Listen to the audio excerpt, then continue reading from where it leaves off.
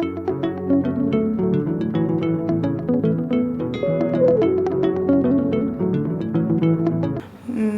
name is Mitchell WADZANAYI SAMUNDERU. I come from Zimbabwe and I'm working in the Ministry of Health under the laboratory department. I'm a medical lab scientist and I work at a hospital called United Bulawayo Hospitals. Yeah, it's a central hospital. So I work in the laboratory, in the medical lab.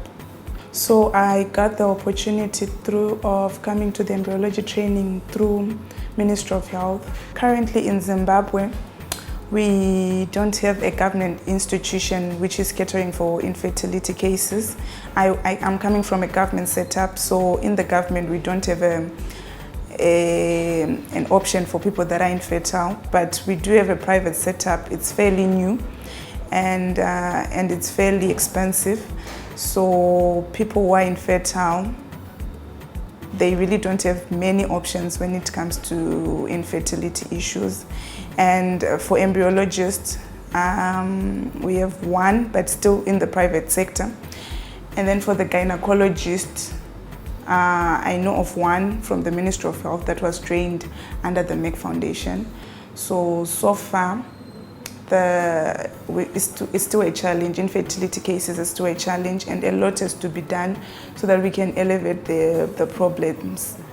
So in Zimbabwe, we don't have a lot of, we don't have a IVF facility, and people don't know about the technology.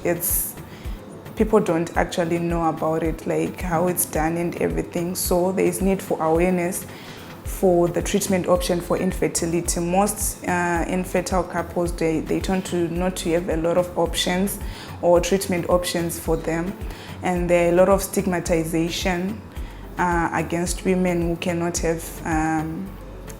have babies, and mostly the blame goes to the women because there is no awareness in male infertility, and to realize that there is a 40% chance from both of the couples, 40% chance for the male side and 40% chance from the female side.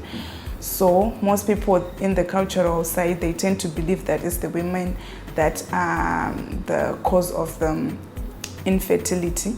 And even if they are diagnosed with infertility, there are no treatment option that they can have. They really don't have options. There is a lot of stigmatization against women when it comes to infertility, and when a person is married, they're expected to bear a child. So if they don't bear a child, the thing is they are usually divorced and they are sent back to their family. Or if they are not sent back to their family, it's either the husband will be having extramarital affairs or they will have another family. So everyone will be blaming them, especially their in-laws. Like from the father's side, people don't think they are enough. They think they are damaged, or there is a lot of perceptions that are and a lot of prejudice against these women. And usually most of them, they end up getting divorced, and people kind of outcast them because they cannot have babies, and relationships tend to break because of that. Okay. So our government needs to have an awareness so that people won't stigmatize infertile women. Like, people have to know that there is a chance from both sides. Both parties are involved, either the male or the female. And it's not really about the women only, but both parties are involved in this situation. And the government should try to set up, if they can try to set up IVF centers to help in the treatment of these patients, and also to help in the management of the patients.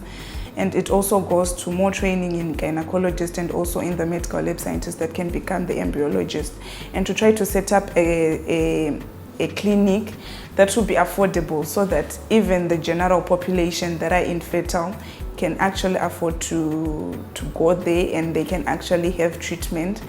Okay, so the training here at Manipal was one of the best. Their technologies are fairly competitive comparing to the world.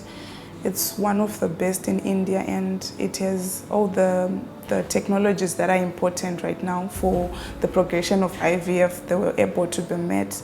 And I feel very confident onwards when I go back to my country to be able to do IVF. And then, but I'll also need mentorship so that I can be more confident.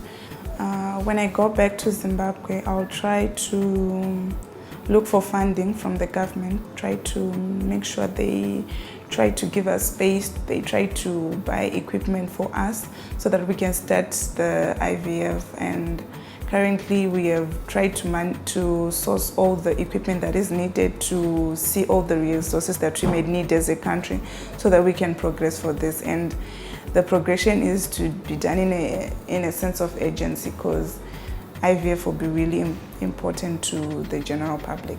So I would like to thank the Ministry of Zimbabwe through the government of Zimbabwe for giving us a platform as medical lab scientists to be able to embark in this venture, and also for the Merck Foundation for considering our countries and giving us this opportunity to have an infertility IVF training, because in our countries there is no